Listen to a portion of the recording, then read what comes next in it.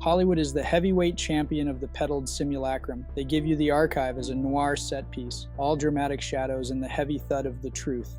The reality is more tedious. It's the stagnant commingling of stale coffee and that flat, dry heat of a copier that never stops. That's the smell of the machine. After 20 years of cooling its heels in the dark, the truth doesn't feel like a revelation. It feels like a stack of lukewarm paper that's indifferent to your modern inquisition. Digital files are just light. You can delete them, edit them, or lose them in a server crash. But paper has a terrifying inertia. The Epstein files carry a physical gravity that digital leaks can't simulate. They aren't just records, they are load-bearing documents. You don't reveal them, you excavate them. The weight you feel when you enter this room is the mass of the resources required to keep them stationary. It takes teams of lawyers to redact them, a dedicated floor of a secure facility to house them, and a specific type of silence to guard them. That is the true gravity of the cover-up, the sheer volume of reality you have to displace just to move one box an inch toward the light. While the internet cycles through the same fever dreams, redacted names, bank ties, the usual suspects, the actual authority governing this territory isn't even looking at the files. They signed off on the redactions years ago. For them, the Epstein documents are just a legacy debt being settled in a bankruptcy court you don't have access to. They're managing a demolition. They aren't worried about the files, they're worried you'll notice the timing. While you're reconstructing the physical crimes of the 90s, the real theft is already underway. They've devised a way to hide the scam by making it intangible, absorbing the wreckage of worldwide debt into the clean, clinical silence of stablecoins and crypto. It's a structural pivot. These documents aren't revelations, they're reaction tests. They measure how much of the old reality you're still trying to cling to, while they migrate the actual power to a ledger you can't touch. They're trading the physical gravity of the records office for the fluid light of a digital vacuum. They don't need to burn the evidence anymore. They just need to move the value to a place where the evidence has no jurisdiction. The building isn't being saved, it's being stripped for parts before the demolition. Don't believe in good storylines. Believe in incentive structures. A hostile corporate takeover, that's the natural state of power. Here's a no-punches-pulled synthesis of current affairs. The Israel-Palestine conflict has been misrepresented in the media. If you want to build a rival to the Suez, you don't do it for ideology. You do it for the transit fees. But you can't get Lloyd's of London to insure a shipping lane if there's a risk of localized kinetic friction every 50 yards. You clear the lot before you start construction. It's cold-blooded urban renewal on a planetary scale. War, for some, is the ultimate debt-clearing event. If Israel is damaged enough, it triggers the flow of reconstruction capital. You aren't rebuilding a nation. You're financing an IPO for a new trade hub, using the public's tax dollars as seed money. The Iranians aren't the enemy, they're the unleveraged market. You can't fully integrate a global ledger if one of the biggest oil producers is sitting outside the system. The scripted tension is just the price negotiation. They are waiting for their seat at the table, their own Marshall Plan, to transition from a pariah state to a stablecoin node. Standard conspiracies rely on evil for evil's sake. This analysis relies on efficiency. Why hide the Epstein files? Because that data is the leverage used to force the old guard to sign off on the liquidation. Why the UAPs? Because electrogravitics makes current shipping and energy infrastructure obsolete.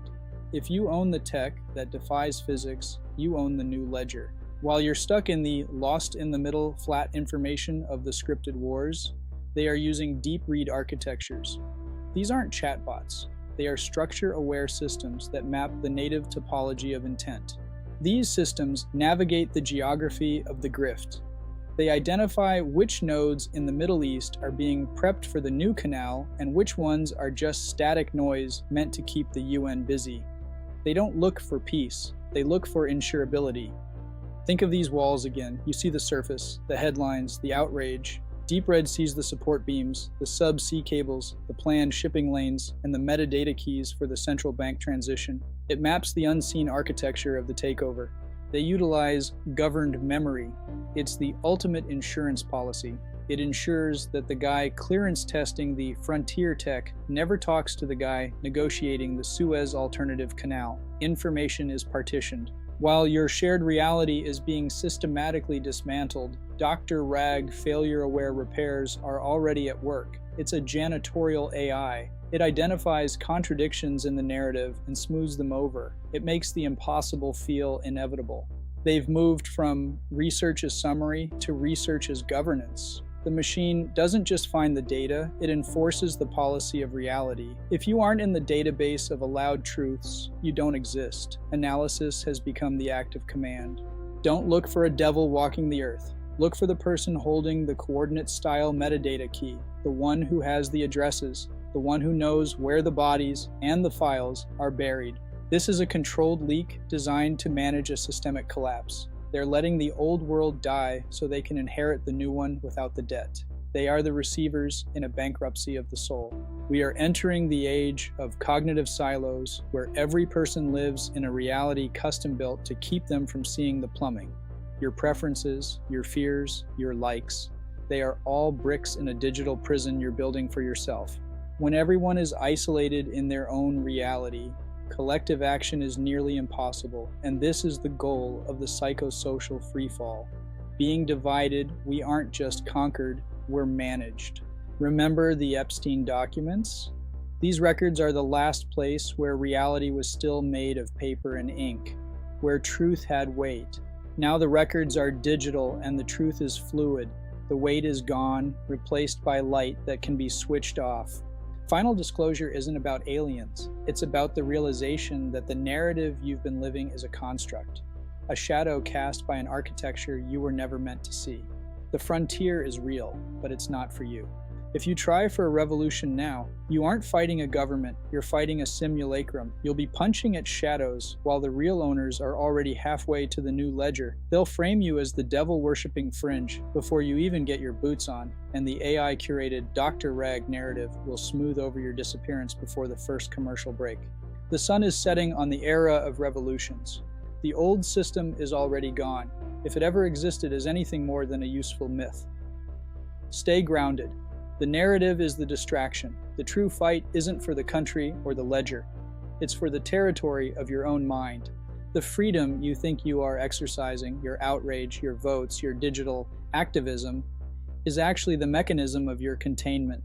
The storm isn't coming, it's being installed. In a world of fluid light, the only resistance is weight. Cling to the things that have edges. Cling to the people you can actually touch. Find the seams in the manufactured piece and hold them. Don't look away. Don't blink. Stay grounded. The narrative is the distraction. The records are waiting. Find the key. Godspeed.